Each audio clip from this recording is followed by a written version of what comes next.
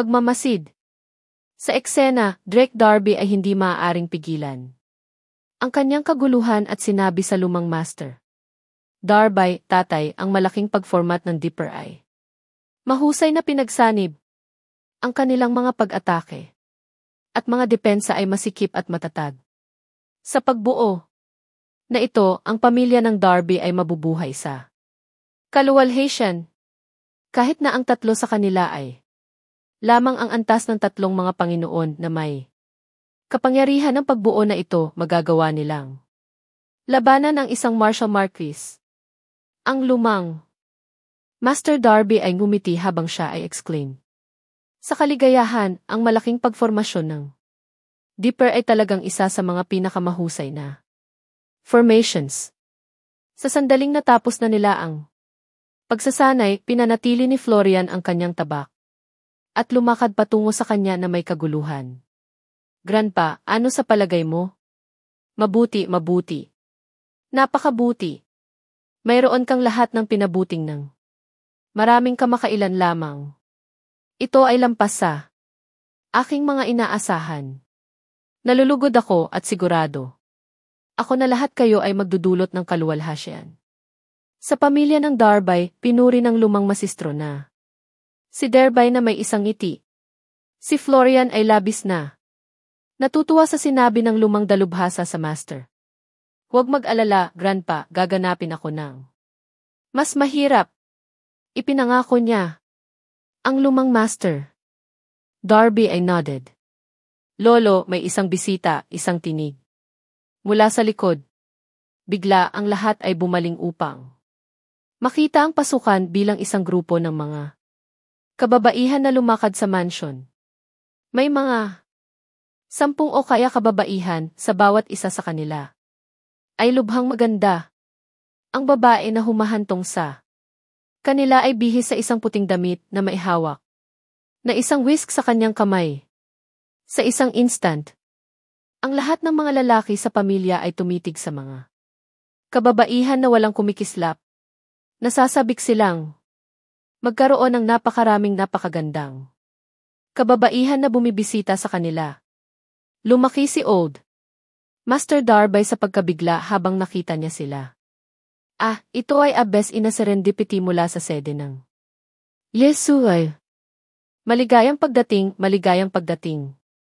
Ang abes na ina serendipity ay isa sa 6 na matatanda ng sekta ng ME at isang malakas na babae na may natitirang lakas at pinong pag-ugali.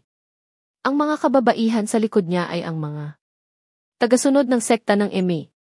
Ilang taon na ang nakalilipas, nakilala ng Old Master Darby ang abes na ina na hereditary medyo ilang beses. Siya ay umiti at nodded sa kanya. Mr. Darby, ikinalulungkot ko na bumisita sa iyo nang hindi na nagsasabi sa iyo ng maaga. Ang Old Master Darby ay nakangiti, walang problema. Maaari ko bang malaman kung paano ako makakatulong? Abes. Mother Serendipity smiled. Jim Darby, may mga 50 sa amin mula sa sekta ng EC. Maaari ba akong magtanong kung maaari naming mabuhay sa iyong lugar? Ang 6 na sekta ay nabuo ang paaralan ng Hexad at ang bawat sekta ay naglaan ng ilan sa kanilang mga matatanda at tagasunod na naninirahan sa Donghai City. Kahit na ang lahat ng mga tagasunod ng sede ng ME ay babae, hindi ito magiging perpektong nakatira sa campus dahil maaari silang mabawasan ng mga mag-aaral na lalaki. Pagkatapos ng ilang mga talakayan, ang sekta ng Cecile ay nagpasya na humingi ng tulong mula sa pamilya ng Darby para sa isang lugar upang manatili. Pagkatapos ng lahat, ang Old Master Darby ay isang tagasunod ng sekta ng Shaolin kaya walang hahatulan sila kung sila ay nanatili sa mansyon ng Darby. Darby, hindi kami mananatili ng libre. Magbabayad kami ng upa, patuloy niya. Ang lumang Master Darby ay nanunuya at tila nag-aalangan. Hindi. Ito tungkol sa upa, ngunit ang katotohanan na ang pamilya ng Darby ay nakuha na may kasamang Walang hanggang buhay na sekta ng palasyo na isang kulto. Kung ang mga tagasunod ng sede ng JCY ay nanirahan sa kanila ang kanilang mga lihim, ay maaaring maipakita ng madali. Ito ay lubhang mapanganib. Kahit na sila ay dumating dito taimtim, na ito ay magiging perpekto upang tanggihan ang mga ito. Ang Old Master Darby ay nahuli sa problema. Samantala, lumakad si Florian patungo sa kanya at sinabi na excitedly, "Grandpa, sasagutin ko. Kung ako ay sa iyo." Ang Abbess Mother Serendipity at ang mga tagasunod ng sekta ng Emi ay dumating. Sa lahat ng paraan dito sa Donghai City, dapat itong mag-udyok. Si Florian ay natural na nagalit o kung hindi man ay hindi niya maitaguyod ang kanyang kapatid na babae.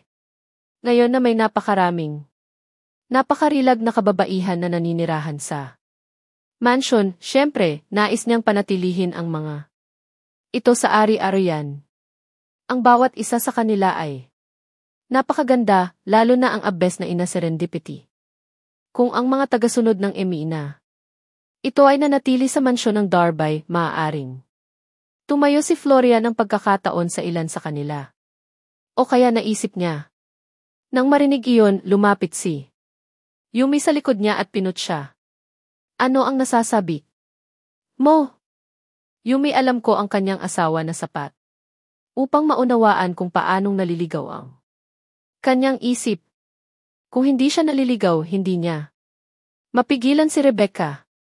Ang walang silbi na basura ay dapat na nakita na ang Abbess Mother Serendipity ay napakarilag at nagsimulang magkaroon ng maruming mga saloobin tungkol sa kanya. Ano? Nababahala lang ako na ang mga tagasunod ng Emi ay wala pang iba pang manatiling-manatili at masamaang pakiramdam ko sa kanila, sumagot si Florian na may tuwid na mukha. Tinitigan siya ni Yumi ngunit nanatiling tahimik. Ang Old Master Darby ay pinaikot ang kanyang kamay at ngumiti sa Abbess Mother Serendipity, lahat kayo ay maaaring manatili sa aking mansion. Si Shaolin at Emi ay palaging may magandang relasyon na higit na mapapabuti ang ating bono, kaya bakit hindi? Mayroon kaming maraming mga kwarto dito pa rin. Dahil lahat sila ay narito, wala siyang pagpipilian ngunit upang sumang-ayon. Ang Abbess Mother Serendipity ay nalulugod. Salamat, Mr. Darby. Sa Oriental Pearl, si Declan ay sumigaw ng tiwala habang dumating ang lahat. Kunin mo ako sa pinakamalaking stay room dito. May halos 7 sa kanila at ang Oriental Pearl ay maisilid upang mapaunlakan ang lahat ng ito. Sir, maaari ba akong hilingin sa iyong AFE card? Ang isang miyembro ng kawani ay nagtanong sa isang ngiti. Ang Oriental Pearl ay may isang silid lamang na malaki at karaniwan ay ginagamit upang mapaunlakan ang mga hiyo. Mas gugustuhin nilang magkaroon ng bakanting ito kaysa pahintulutan ang mga ordinaryong bisita na gamitin ito. Dahil ang may-ari, Wayne Hudol, ay wala sa ngayon, ang kawani ay nangangailangan ng isang AFE card upang paganahin ang mga ito upang gamitin ito. Ang Declan ay nagulat at nagising sa kanyang ulo. Wala akong AFE card, ngunit hindi ko kulang ang pera. Ayusin lamang. Ito para sa akin, ikaw ba? Ikinalulungkot ko, Ginoo. Buksan lamang namin ang kwartong ito sa amin. Mga SE, ang tauhan ng kawani ay humingi ng tawad. Ano? Tanging ang mga iyo ay magagamit upang gamitin ito. Ang lahat ay naisip habang tiningnan nila ang bawat isa na may halong emosyon.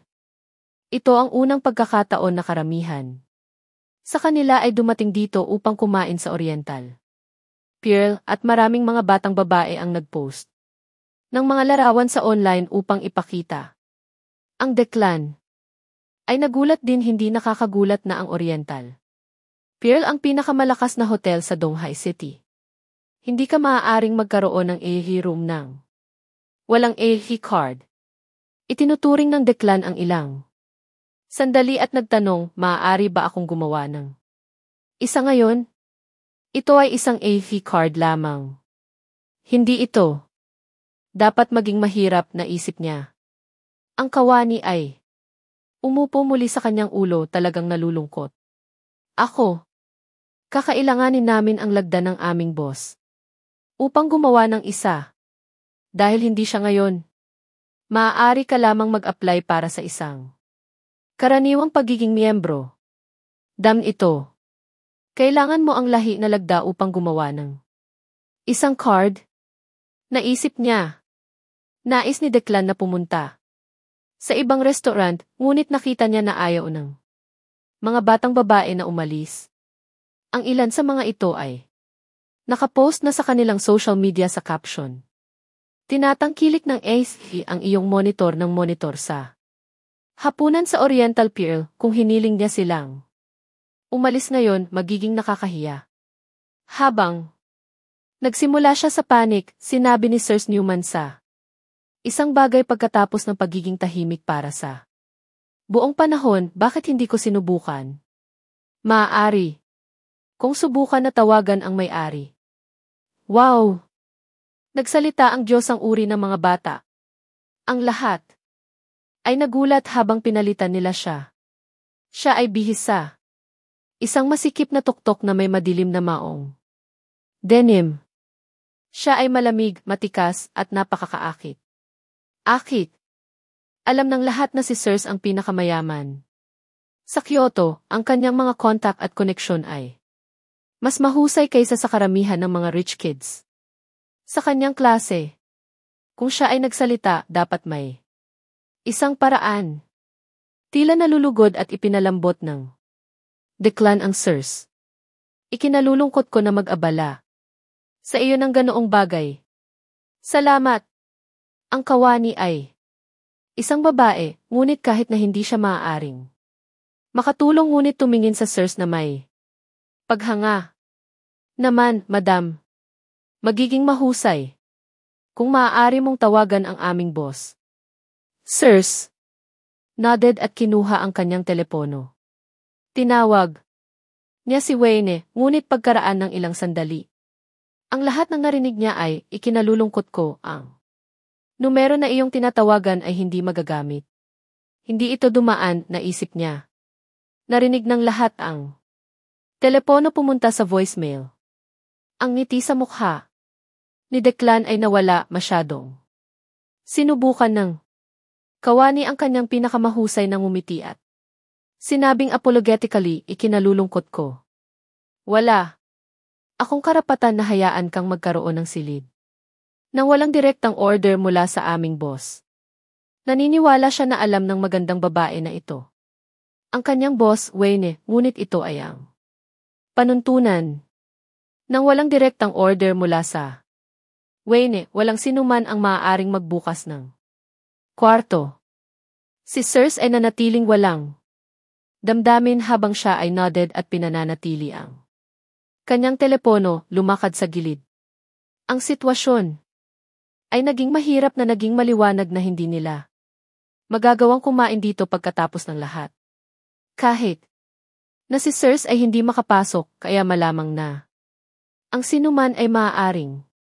Sa panahong iyon, marami sa mga batang babae ang nag-aaraso sa kanilang mga ulo sa pagkabigo at gayon din ang Daryl. Siya ay nakatayo sa dulo ng karamihan kaya walang nakita sa kanya. Biglang lumakad siya patungo sa miyembro ng kawani na may card sa kanyang kamay. Hello, pwede bang suriin kung maaari mong buksan ang isang silid na may card na ito? Ibinigay ni Wayne ang card na ito ng ilang sandali at palaging dinala niya ito sa kanya, ngunit hindi mo ito ginagamit. Ha? Ang live-in ban na ito ay baliw. Haha. Ang bawat tao'y naisip. Ang room sa Oriental Pier ay ang pinakamarangyang silid sa buong lungsod at ang tanging silid na maaaring magkasya sa higit sa 50 bisita. Ang Declan at Sirs ay hindi makapasok kaya ano ang ginagawa ng basura na ito dito? Nagagalit ba siya sa paligid? Iniisip ng mga tao. Ang ilang mga batang babae ay tumawa na sumasakop sa kanilang mga bibig sa kanilang mga kamay habang tinitingnan nila si Daryl. Tulad ng isang joke. Kite, Daryl.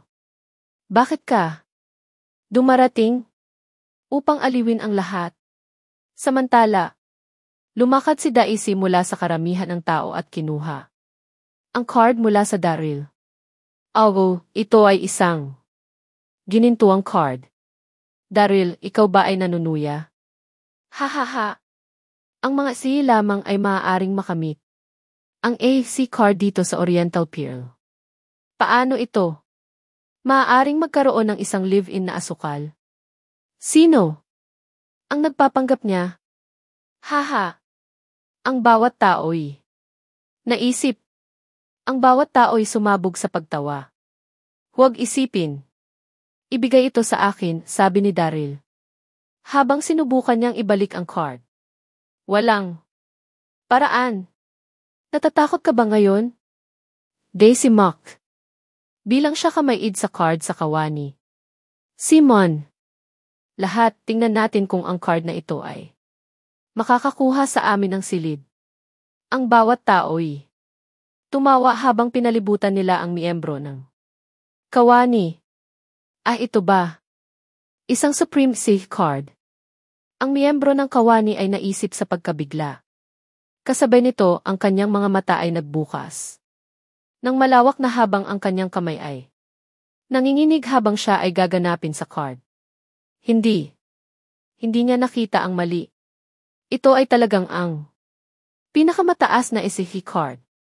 May mga mas mababasa. 3 sa kanila sa buong Oriental Pearl. Ang miyembro ng kawani ay masindak para sa isang sandali. Nakita niya na ang mga bisita sa harap niya ay mula sa mayayamang pamilya kaya ginawa ito para sa kanila na kumain dito. Gayunpaman hindi niya inaasahan ang isa sa kanila na maging isang Supreme Say. Ang Supreme Say ay pinahihintulutan. Nagastusin hanggat gusto niya sa hotel na ito at nakuha ang pinakamahusay na serbisyo pati na rin ang iba pang mga benepisyo. Siyempre, ang pagkuha sa essay room ay hindi malaki deal sa lahat kumpara. Sana. Transfixed, ang kawani ay tumitig sa Daisy. Bland at sinabi excitedly, maaari ko bang malaman kung ang card na ito ay sa iyo? Hindi nakuha ni Daisy ang pagbabago ng tono sa tinig ng kawani. Kaya iniwan niya ang kanyang ulo at tumawa habang itinuturo niya si Daryl, bakit mayroon akong card na ganito? Siyempre, hindi ito minahan. Ito ay kanya. Ito ay dapat na isang peking card. Siyempre, hindi niya aminin ang pagkakaroon ng peking card tulad nito. Haha. Daisy locked sa sarili. Ang natitirang bahagi ng klase ay tumawa sa kanya pati na rin. Sa panahong iyon, inasahan nila ang kawani na sabihin sa Daryl. Gayunpaman, ang kawani ay biglang ginawa ang isang 70 antas ng bow. Sir, ako ay nalulungkot dahil sa hindi mo nakikita sa iyo nang mas maaga. Hindi ko alam na ikaw ay isang Supreme VIP dito. Ikinalulungkot ko. Kukunin ko ang iyong silid na handa kaagad. Bigla ang lahat ay nagulat. Ang card na ito ay legit. Na maaaring buksan ang essay room. Ginawa ba ang tawag sa miyembro ng kawani na isang Supreme na essay card? Ang lahat ay nagtataka sa kawalang paniwala. Ang bawat tao'y tumitig sa Daryl na may malawak na mata sa kawalang paniwala at pagkamausisa. Ang bata ba ay hindi isang live-in na banal na lalaki? Ano ang nangyari? Marahil ang card na ito ay kabilang sa pamilyang Lindon, naisip nila. Hindi ito tama. Kahit na ang pamilyang Lindon ay mayaman, sila ay isang maliit na pamilya at hindi maaaring magkaroon ng Isang Supreme Safety Card. May mga mas mababasa. 3 sa kanila sa buong lungsod ng Donghae. Hindi. Panapigilan ang Declan. Daryl, saan mo nakuha? Ang card, tanong niya. Marahil ay. Nakawin niya ang card. Nagtaka si Declan. Ang aalinlangan sa pag-aalinlangan ay nakaharap sa mukha ng lahat, sumagot si Daryl. Hindi ako. Minahan. Ito ang aking boss. Noong una, lahat ay nanatiling tahimik, ngunit sa kalagitnaan sa ibang pagkakataon, ang bawat isa ay sumabog sa pagtawa. Ha ha ha. Kaya ito ay ang kanyang boss. Lahat ng naisip. Ha ha. Ito ang kanyang amo. Pagkatapos ng lahat, siya ay isang bata lamang na naglalaro sa card ng kanyang boss. Ano ang oportunistang isip ang Declan? Pinaghihina ka. Lahat. Mabuti ako upang makuha mo ang kwarto at magsaya ka na sa akin para sa mo. Ano man. Bakit? Ko pinapahalagahan ang tungkol sa mga taong ito. Naisip ni Daryl habang siya ay ngumiti. Pagkatapos ng pagpunta sa loob ng kwarto, Declan tanungin ang mga waiters na pumasok. Halika rito. Ang bawat tao'y mangyaring pumili ng ilang mga pinggan.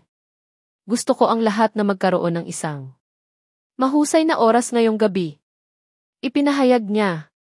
Mabilis, dinala sila ng mga waiter sa mga menu. Dahil si Catherine ay naroon, walang dumayan na pumili ng anumang bagay at lahat sila ay nagbigay sa kanya ng mga menu. Si Catherine ay nakangiti na lumalabas ng mas mahigpit kaysa sa siya ay bumalik sa klase habang itinulak niya ang mga menu.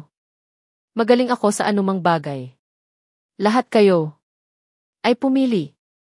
Ibinigay ni Declan ang mga menu sa mga batang babae. Sirs, gaya ng lagi nakaupo doon. Nang walang bahala at ang iba pang mga batang babae sa paligid niya ay masyadong intimidated upang gumawa ng isang order. Gayunpaman, ang Daisy at Daphne ay hindi nahihiya. Kinuha nila ang mga menu. Narinig ko ang mga alak dito ay hindi masama sa lahat, ang Daisy ay nagkomento habang binaligtad siya sa menu. Ang batang babae sa tabi niya ay kumuha ng isang sulyap at nodded, wow, ito ay Romani Conti. Hindi namin magagawang uminom ng kahit saan pa. Kumuha tayo ng ito. Tinalakay nila ng ilang sandali bago nakangiti sa Declan. Declan, nag-order kami ng ilang mga bahagyang mahal na alak. Ay okay na sa iyo. Itinaas ito ni Declan. Ang aking dalawang diyosa ay nakakatawa. Siyempre, ito ay mainam. Mag-order ng kahit anong gusto mo. Romani Conti. Isipin ni Daryl. Tumatawa sa kanyang sarili habang nakaupo siya sa gilid. Naalala niya kung paano ginawa ni William Lindon ang isang tanga mula sa kanyang sarili dahil sa alak na ito bilang halos hindi siya magbayad para sa hapunan. Ang isang bote ay nagkakahalaga ng hindi bababa sa $1,000,000. Ang wallet ni Declan ay nakakakuha ng mas payat sa pagtatapos ng gabi. Ang dalawang magkakapatid ay hindi nahihiya sa lahat habang nag-utos sila ng 10 o ng mga alak. Nang dumating ang mga alak, gumising si Declan sa presyo ng alak kapag binubugan niya ito para sa kanila at siya ay nahuli. $1,000,000 bawat bote. Naisip niya. Biglang nadama niya ang kanyang puso lababo. Ang mga inumin lamang ay nagkakahalaga ng $10,000,000 ngayong gabi.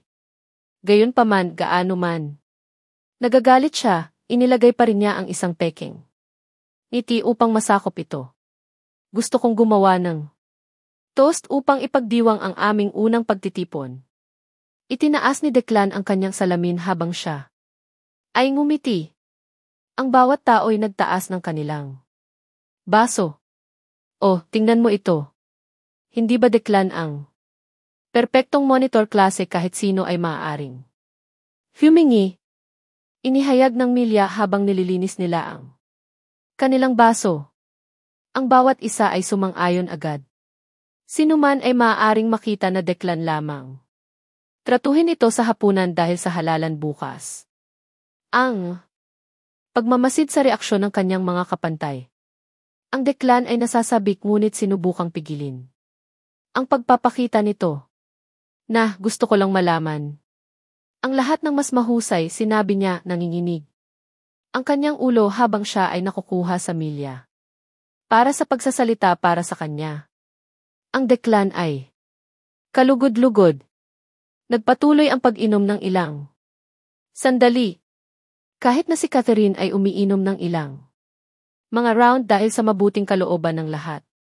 Kahit na hindi siya isang magandang drinker. Nagsimula siyang maging flush pagkatapos ng ilang baso. Siya ay tila kaakit-akit na kaakit-akit. Ang mga lalaki sa klase ay nadama kaya maswerteng magkaroon ng isang kaakit-akit na guro at maraming magagandang babae na mga kaklase. Sirs nakaupo doon malamig at tahimik tulad ng isang namumulaklak orchid pagpapagaawa ng isang hangin ng biyaya na tumayo mula sa karamihan ng tao. Kahit na walang nakitang kakaiba o kakaiba. Marami sa mga guys ang nais na makilala ang kanyang mas mahusay, ngunit wala silang lakas ng loob na gawin ito. Ang bawat tao ay nakakakuha sa mood at si Declan ay tumayo ng nakangiti sa isang eleganteng kahon sa kanyang mga kamay. Lumakad siya patungo kay Catherine at sinabi ng magalang, Miss Catherine, ngayon ang mangyayari. Sa araw ng guro at nais kong pasalamatan ka dahil sa pagiging aming guro. Ito ay isang regalo para sa iyo. Biglang ang silid ay napuno ng mga exclamations ng pagkamangha.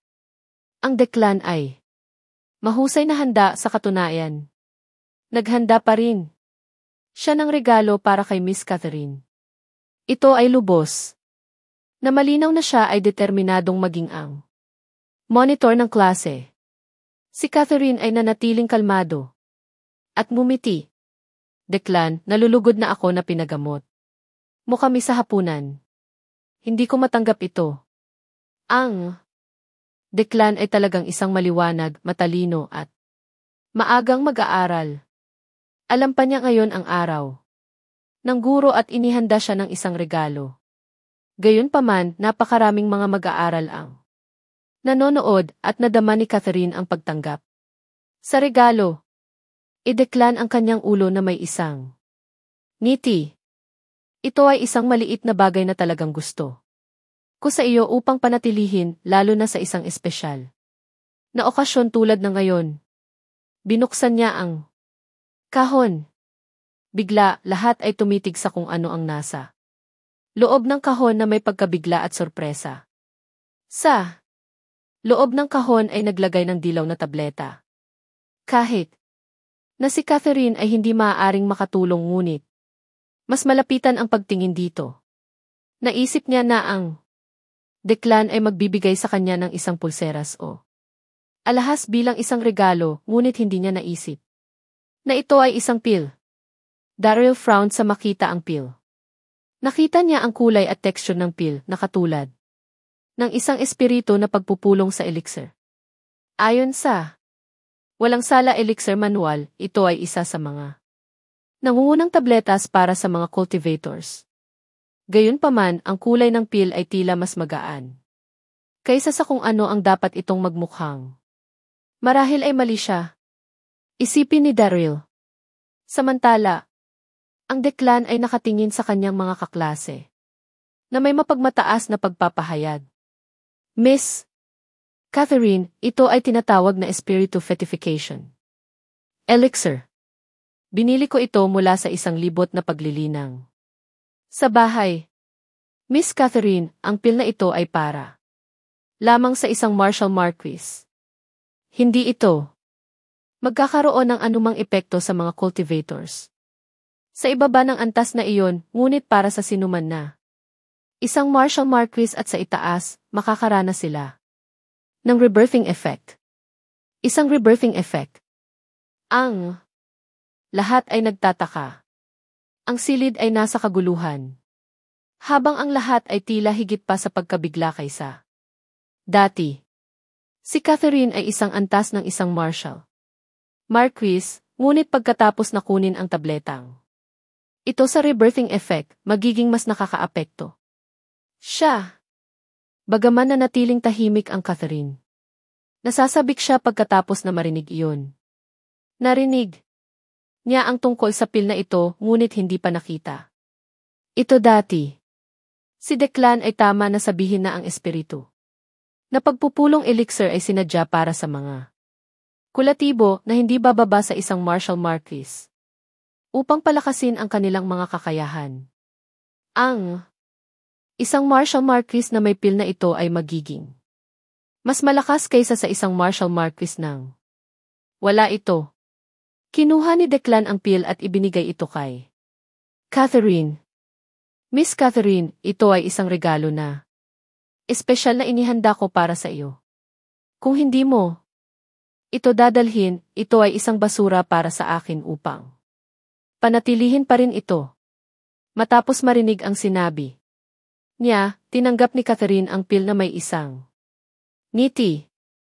Miss Catherine, bakit hindi mo ito dadalhin? Pagkatapos, makikita natin kung ano ang isang rebirthing effect. Ang mga milya ay tumayo at iminungkahi. Ang natitirang bahagi ng klase ay nodded sa kasunduan bilang kanilang mga mata napuno ng pag-asa. Lahat sila ay nagtataka kapag mapupunta nila ang antas ng isang Marshall Marquis. Pag-alis ng hitsura ng lahat ng pag-asa, si Catherine ay ngumiti at handa upang kumain ng tableta. Hindi. Tumayo si Daryl, sinusubukang itigil siya. Ano ito, Daryl? Tinanong ni Catherine, nalilito. Ang bawat tao'y tumingin sa Daryl na may isang pagsimangot sa kanilang mga mukha. Ano ang live? Ina ito sa isang tao sa pag-iisip. Ang lahat ay naisip. Daryl kinuha ng isang malalim na hininga at ipinaliwanag, Miss Catherine, natatakot ako na ang pil na ito ay hindi gagana. Huwag kumain ito. Ang bawat tao'y tumitig sa kawalang paniwala. Declan ay galit na galit bilang siya scoffed, Daryl, ano ang A? Sili ay mali sa iyo sa oras na ito. Insulting Daryl. Isang lamang na nakatira sa isang anak na abularuin kong. Paano ka nag-iisip na si Elixir ng Declan? Ikaw lang. Ang naninibugho, hindi ka. Si Daryl ay naniningning habang tinitingnan niya si Declan. Sa katunayan, ang elixir na ibinigay mo sa kanya ay ang espiritu na pagpupuno elixir. Gayunpaman, alam mo ba na ang elixir na ito ay kailangang itago sa isang madilim, cool at mahalumigmig na kapaligiran? Hindi ito maaaring malantad sa araw. Ang espiritu na pagpupuno elixir ay orihinal na isang malalim na madilim na kulay na dilaw. Ito ay nagiging liwanag ng dilaw kapag nalantad sa araw. Dahil ang iyong dilaw na dilaw, ipinapalagay ko na nakalantad na ito.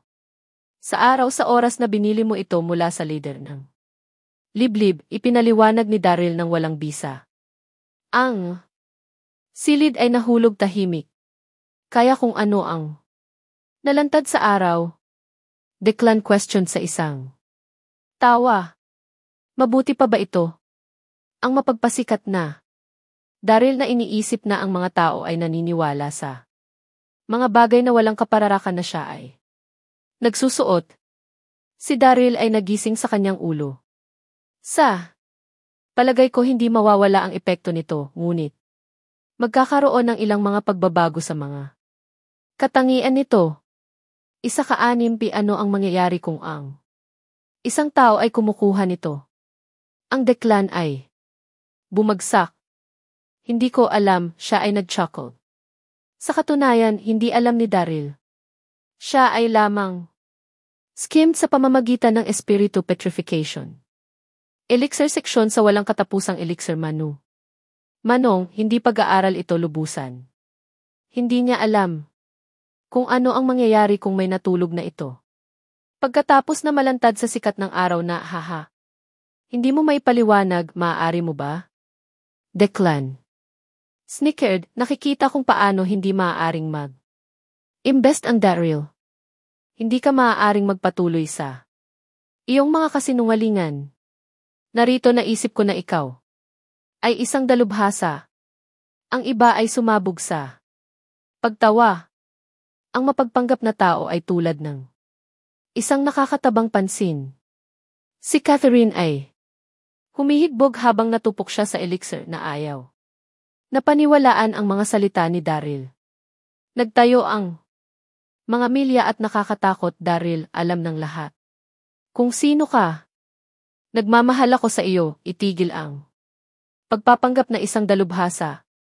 Tingnan mo, hindi mo maaaring makagawa ng anumang mga kasinungalingan. Nag-aalala ako tungkol sa iyo. Haha!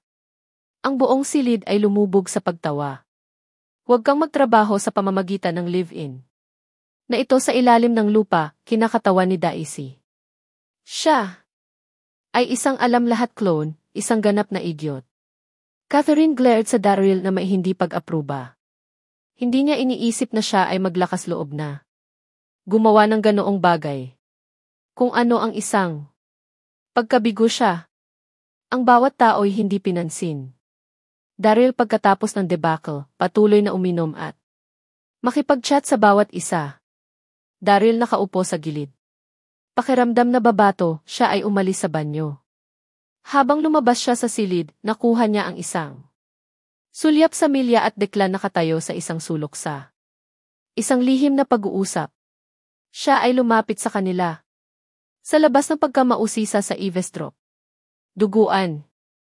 Hell. Daisy, nag-iitise. Nag-order siya ng Romani. Conti.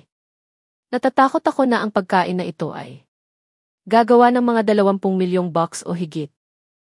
Sabi ni Declan ng matapat habang nag-ilaw. Siya ng sigarilyo. Tumalon ang milya kapag narinig niya ang figure. Iyan magkano? Ang kanyang sariling bulsa ng pera ay tungkol sa 10-10. Libu-libong bucks bawat buwan. Ang pagkain na ito ay nagkakahalaga ng 20 milyon. Posibleng higit pa. Si Declan ay kumuha ng isang puff ng sigarilyo. Pinagsama niya ang kanyang mga mata. At sinabi, sa palagay mo? Bago ako enroll sa hexad lang ako nagtanong para sa 20 milyon mula sa aking ama.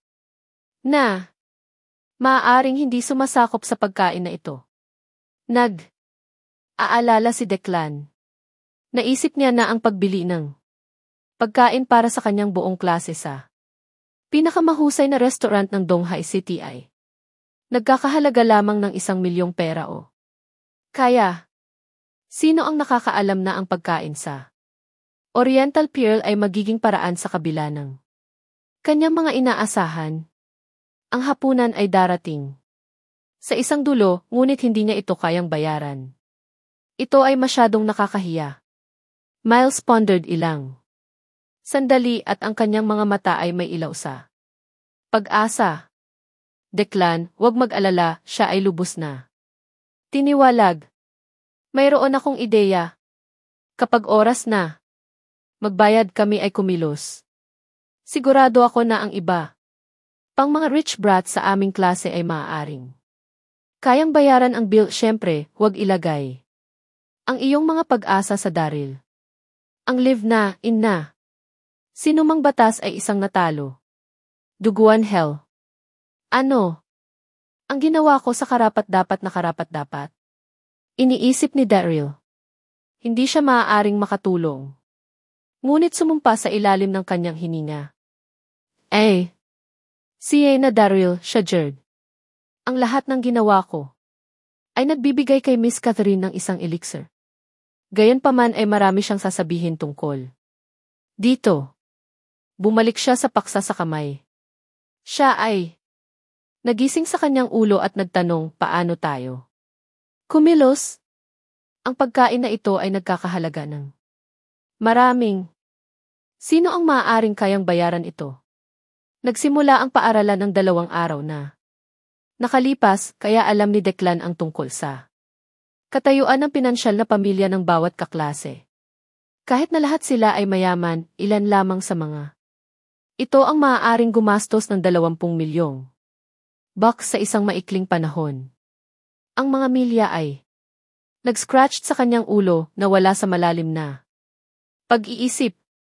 Biglang niyang pinatay ang kanyang hita at exclaimed, paano ang tungkol sa Sirs Newman? Siya ang anak na babae ng pamilya ni Nguyen. 20 milyong bucks ay isang maliit na halaga sa kanya. Kapag kumilos tayo ng lasing at kung walang nag-ubo sa pera, sigurado ako na mag-aalok siya upang magbayad. Sa palagay ko, hindi ito naaangkop, ang Declan ay nanunuya. Si Sirs ang bell ng Hexad. Siya ay isang diyosa sa kanyang mga kaklase. Ang pag-asa sa kanya na magbayad sa kanya ay masyadong nakakahiya, hindi upang banggitin ang emaskulating binasa ng milya ang kanyang mga saloobin. Huwag kang mag-alala. Humingi ng paumanhin sa Sir sa paaralan bukas. Inaalok niya. Sabihin mo sa kanya na ikaw ay lasing. At dapat mong binayaran ito para sa halip. Ito ay maaaring maging isang pagkakataon para sa iyo upang makakuha ng mas malapit sa kanya. Maaari mo ring gamitin ang dahilan ng pagbabayad sa kanya upang makuha ang kanyang numero ng telepono. Ang mga mata ng Declan ay kumikislap habang naririnig ang mga milya ng milya. Pinagtibay niya ang kanyang likod at mumiti, ikaw ay isang mabuting tao na kahit naisipin ang gayong ideya. Gawin natin ito. Haha. Maaari niyang malutas ang kanyang kasalukuyang problema at makuha ang kontak ng isang napakarilag na batang babae sa proseso. Pagpatay ng 2 ibon na may isang bato. Maligaya silang bumalik sa dining room. Si Daryl na nakinig sa kanilang buong pag-uusap, biglang may isang ideya. Ang taong ito ay walang sapat na pera. Ngunit nais niyang bumili ng pagkain para sa lahat sa Oriental Pearl. Tulad ng isang punong higaan. Inaasahan pa niya si Sirs Newman na magbayad para dito. Dream on sa pamamagitan nito, bumalik si Daryl sa dining room.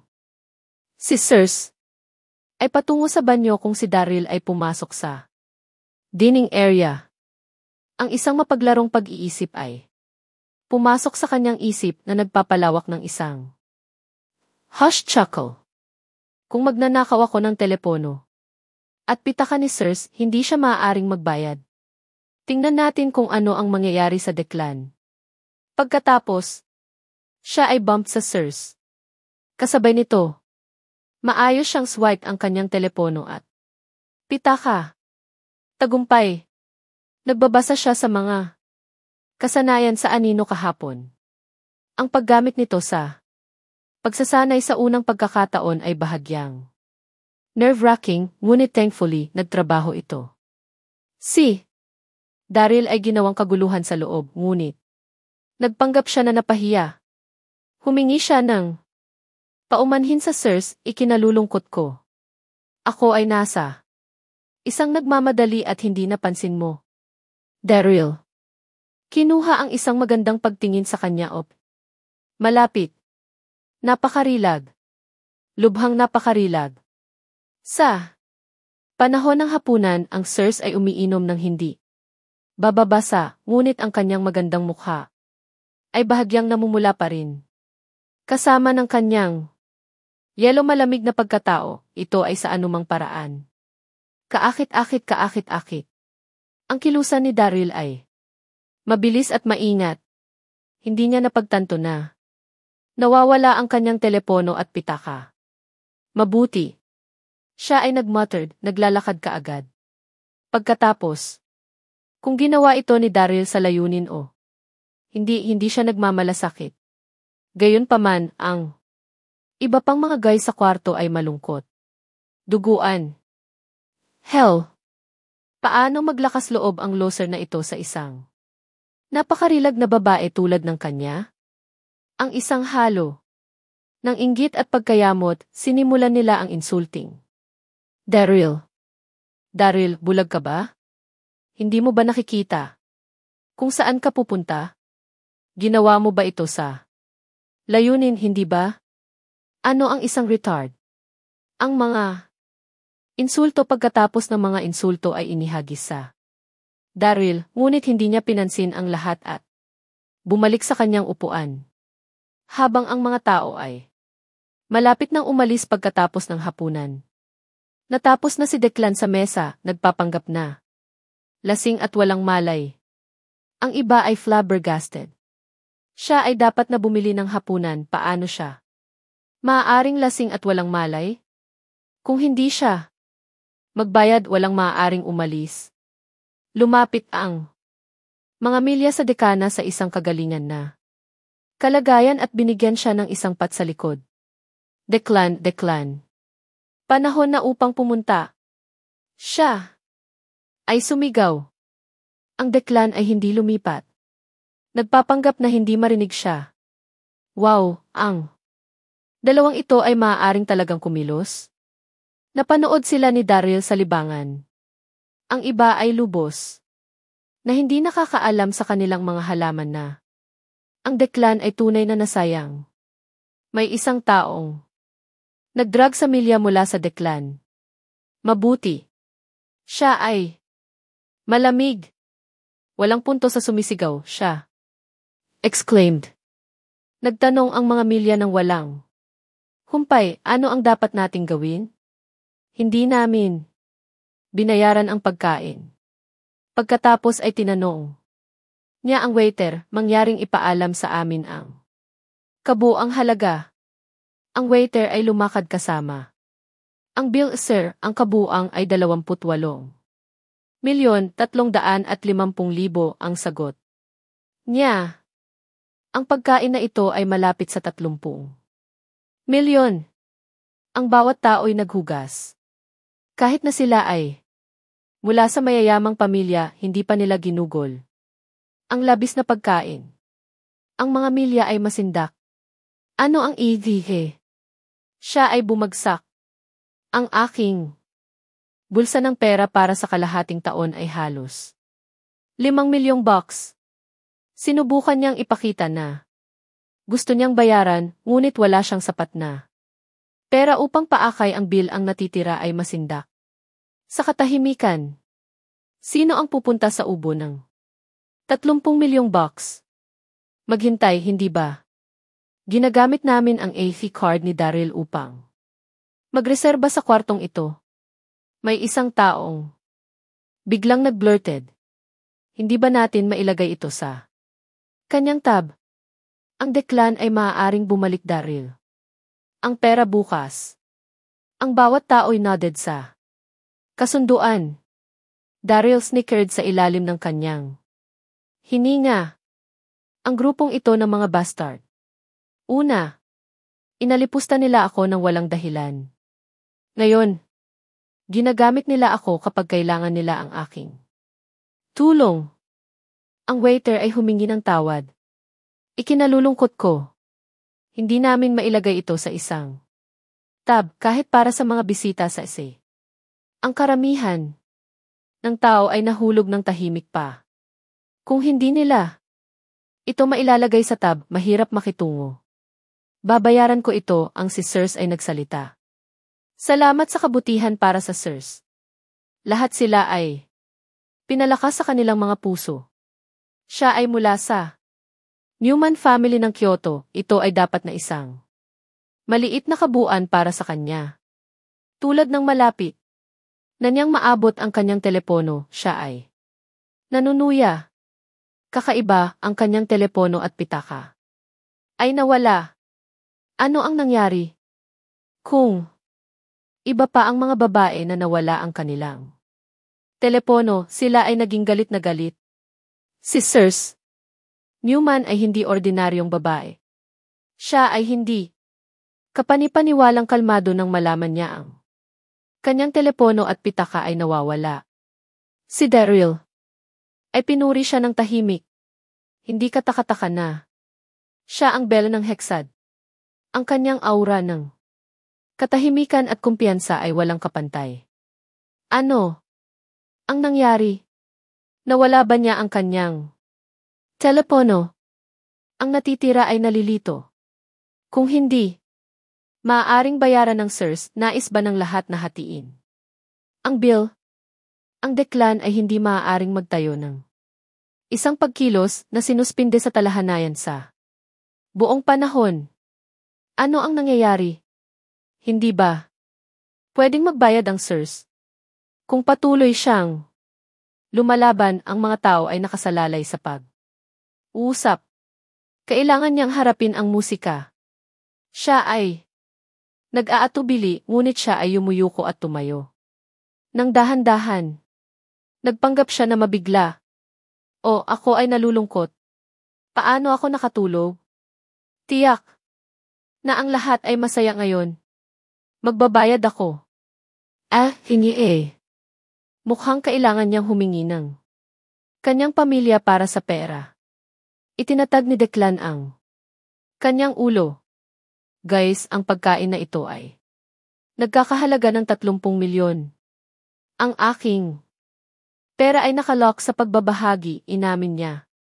Kailangan ko bang makuha ang aking ama upang ilipat ang cash sa akin? Kinuha niya ang isang hininga habang kinuha niya ang kanyang telepono at diyang ang kanyang ama. Ang kanyang ama ay si Jason Noel, isang medyo sikat na negosyante sa negosyo sa pagpoproseso ng pagkain. Ang tawag sa telepono ay dumaan. Pinilit ni Declan ang isang ngiti. Habang siya ay nervously, tatay, maaari ka bang magkawasak ng isa pang 30 milyon para sa akin? Kinailangan niyang makuha ang pera sa anumang paraan, kahit na nangangahulugan ito ng pagkuha ng isang kaitaalan mula sa kanyang ama. Ano? Mas maraming pera? Jason on the kabilang dulo ng tawag sa telepono ay galit na galit. Pinagpakanan niya, bastard mo. Ibinigay ko lang sa iyo 30 milyon bago ka naka-enroll sa Hexad.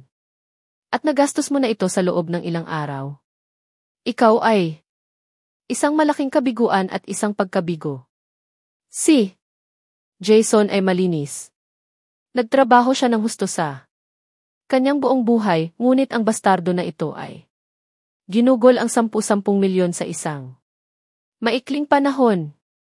Ang Declan ay halos luha, ngunit hindi niya maaaring ipaalam sa kanyang mga kaklase. Nagpanggap siya bilang walang nangyari. Ama, mayroon akong mga 7 panahon bawat araw ng paaralan. Huwag mag-alala. Siya ay nanginig. Bloody hell, bastard. Sinusubukan mo bang palayasin ako? Babala ako sa iyo. Maglilipat ako ng 30 milyong bucks sa iyo, ngunit hindi mo naisip ang tungkol sa pagtatanong sa akin para sa mas maraming pera sa loob ng susunod na 6 na buwan. Siya ay biglang naghang. Ang aking ama ay nag-aalala sa akin, siya ay hindi nakapagsalita. Tinanong niya kung gaano karaming mga panahon ng mga klase ang mayroon ako sa isang araw. Ang kanyang telepono ay nag-beep. Habang nagsalita siya sa kanyang mga kaklase, inilipat ni Jason ang pera sa kanya. Duguan. Impyerno, ang pagkain na ito ay nagkakahalaga ng 21 bagay na milyon at kailangan niyang makakuha ng isang pag-agaw mula sa kanyang ama. Napakahirap na dalhin ito. Ang puso ni Declan ay naghaw ng luha kapag ang pera ay umalis sa balance ng kanyang account. Habang ang iba ay umalis sa dining room, tinanong ni Daisy si Catherine, Miss Catherine, sa palagay mo ba ang anumang bagay pagkatapos maubos ang espiritu ng pag-aalis ng elixir? Wala kang anuman. Catherine. Shook kanyang ulo. Sila ay masindak. Ang mga epekto ay dapat na agarang. Maaari bang maging tama si Daryl tungkol sa elixir na hindi epektibo? Hindi agad na magkakabisa ang lahat ng elixir. Dagdag niya. Marahil sa bukas. Ginawa ito ni Declan na Great habang binibigyan siya ng elixir sa harap ng buong klase. Paano ito naging pekeng? Daryl, mangyaring huwag mong ispiw ang anumang bagay na walang kapararakan mula. Ngayon, paano magiging pekeng elixir mula sa Declan? Catherine scoffed. Ikaw ay maswerteng na si Declan ay isang mapagpatawad na tao. Kung ito ay ibang tao, maaaring mas masahol pa ito para sa iyo. Daryl logged bilang tugon. Nagtalo si Declan ng dahan-dahan habang natapos na siyang magbayad ng bill. Milya ay tumingin mapagmataas habang siya ay nakatayo sa likod ng Declan.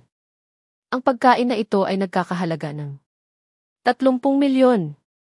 Hindi na magkano para sa Declan, ipinagmamalaki niya. Ano ang isang kabuang asno kisser? Ang natitirang bahagi ng nodded sa kasunduan. Ang Declan adored ay pinuri. Ngunit siya ay mapait sa loob. 20 bagay na milyon ang nawala sa isang instant. Bukod dito, hindi siya maaaring humingi ng mas maraming pera para sa susunod na 6 na buwan. Hindi bababa sa siya ay puntos ang posisyon ng monitor ng klase. Bukas, ang bawat isa ay umalis sa kanilang sariling mga kotse, ngunit walang sinuman ang handang magbigay ng 100 ng 100. Si Catherine ay lumakad ng labis at nagsusumikap. Mabuti, bibigyan kita ng isang elevator. Daryl laughed at nodded. Sa kotse, si Catherine ay nagulat na matutunan na ang Daryl ay nanirahan sa mga Peak Mansion. Ang mga Peak Mansion ay ang pinakamarangyang lugar ng Donghai City. Si Daryl ay isang live-in na anak taon, kaya kung paano siya makakapag-ayos doon. Binili ng aking asawa ang bahay, siya nodded. Gayunpaman, siya ang nagbigay sa kanya ng pera sa pamamagitan ng kanyang live stream. Daryl, ang pera ay kabilang sa iyong asawa. Hindi mo dapat samantalahin ito. Catherine ay nakipag-usap na parang biglang naunawaan niya ang isang bagay. Doon siya nagpunta muli. Bakit ang ganoong napakarilag na guro na tulad ng kanyang kayag? Hindi pa sila nasa paaralan. Ano ang kasama ng lahat ng mga aralin sa buhay? Daryl smiled masaganang bilang siya nodded. Naiintindihan, Miss Catherine. Catherine nodded bilang bumalik. Bigla, nagsimula siyang sumasamo at naramdaman ang kanyang tiyan. Nagsimula siyang pawis, paniking bahagyang. Ano ang nangyayari sa kanya? Napansin na may mali. Nagtanong si Daryl, Miss Catherine, tama ka ba? Hindi ako sigurado, siya ay nagising sa kanyang ulo. Hindi ko karaniwang inumin kaya maaaring ito ay bahagyang lasing. Daryl grimaced. Mula sa hitsura nito, hindi siya mukhang lasing.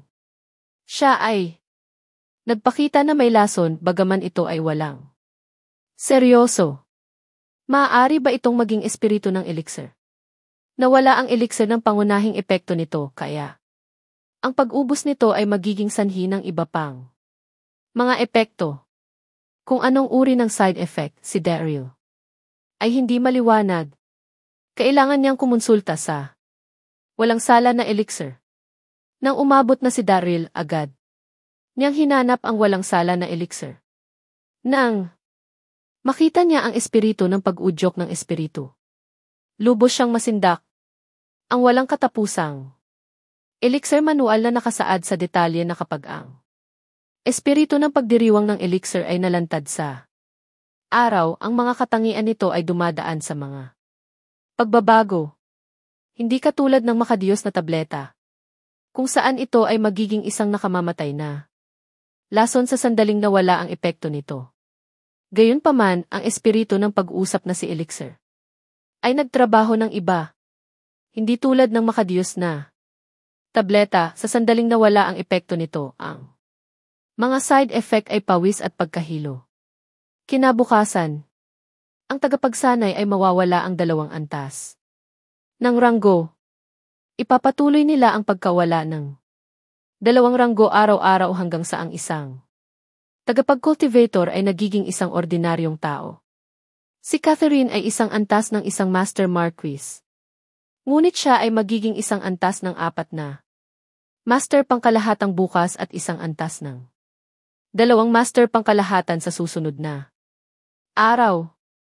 Sa loob ng 1 linggo, siya ay magiging isang ordinaryong tao.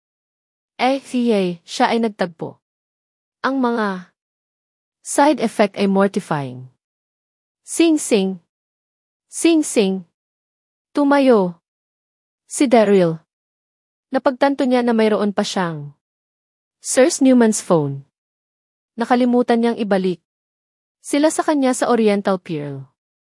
Sino ang tatawag sa kanya kaya sa gabi? Dahil sa pagkamausisa, sinagot ni Daryl ang tawag. Siya ay masindak.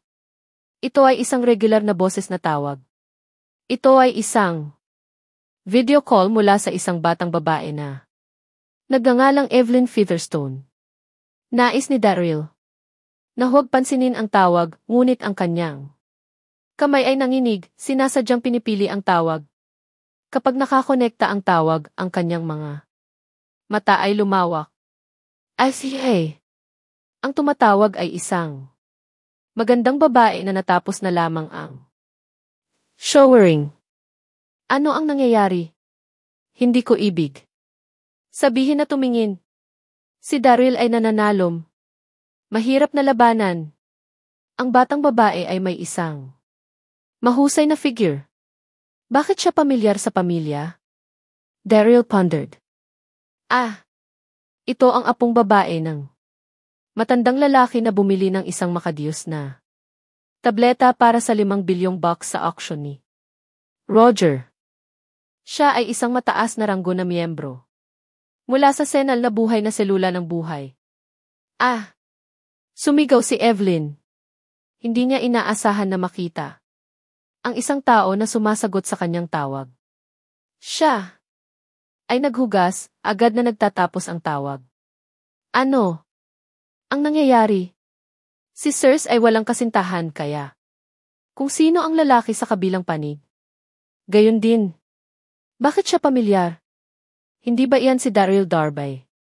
Ang taong nag-save ng grandpa? Britney. Evelyn. Si Evelyn at Sirs ay mabuting kaibigan. Ang pamilya ng Newman ay sumali sa Eternal Life Palace. 1 taon na ang nakalipas, unbeknownst sa marami. Ang Evernal Buhay Palace ay nag-recruit ng maraming pamilya kamakailan tulad ng kung paano hinirang ng Brian Cunningham ang Darbys. Ito ay Evelyn na nagrekruta sa new ones. Naturally, siya at si Sirs ay naging pinakamatalik na kaibigan sa walang oras. Tapos na lang siya ng showering. Hindi siya nagsalita sa Sirs sa ilang araw kaya binigyan niya siya ng isang video call. Hindi niya inaasahan na dalhin si Daryl upang kunin ang tawag. Hindi banggitin, nakita din niya ang kanyang hubot-hubad. Ipinadala niya sa kanya ang isang teksto sa pamamagitan ng telepono ni Sirs na nagsasabi ito. Ba Daryl Darby? Si Daryl ay nahuhulog pa rin sa nakita niya. Hindi niya maaaring tanggihan na ang Evelyn ay may isang mahusay na figure. Ang isa pang mensahe ay dumating sa pamamagitan ng nabasa na bakit mayroon kang telepono ng Sirs? Iniisip ni Daryl ang isang tugon. Pinili ko ito, sagot niya. Ibalik mo ito sa kanya kaagad, inutusan ni Evelyn. Gayon din, wala nang nangyari dito. Kung maglakas loob kang magsalita tungkol dito, kakailanganin mong harapin ang mga kahihinatnan. Ang lahat ng magagandang babae ay napakasaya? Paano kung hindi ako? Sumagot siya ng labis. Bakit? Sinusubukan ng batang babae na ito na babantayan. Ako. Si Evelyn ay sumagot kaagad sa isang salita. Kamatayan. Siya ay mabisyo. Pinatay ni Daryl ang telepono. Hindi niya maaaring makatulong. Ngunit isipin pabalik sa auction ng Roger at kung paano ang batang babae na ito ay nag-wigged out ng isang walang hanggang buhay palasyo token. Natatakot siya sa pamilya ni Roger sa kalahati. Sana, hindi niya nais ang paghihiganti para dito. Gayon, natulog si Daryl. Kinabukasan.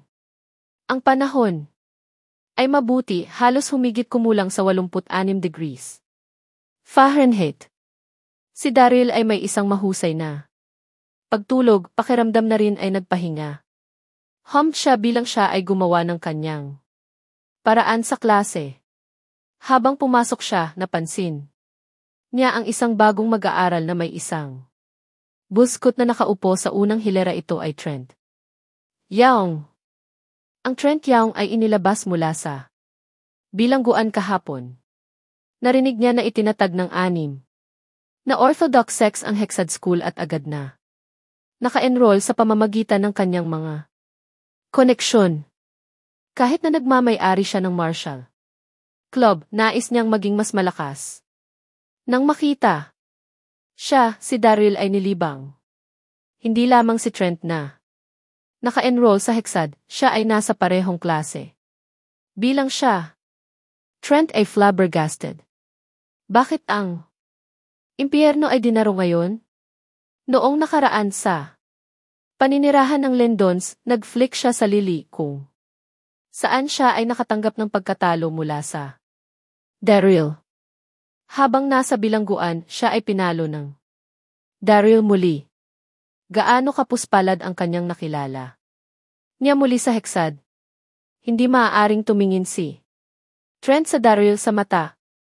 Si Daryl ay malapit nang kumuha ng kanyang upuan kapag lumapit sa kanya si Sirs. Si Sirs ay may suot na itim ang mga figure. Nahaging na payat na maong. Siya ay may isang mapagmataas, icy aura.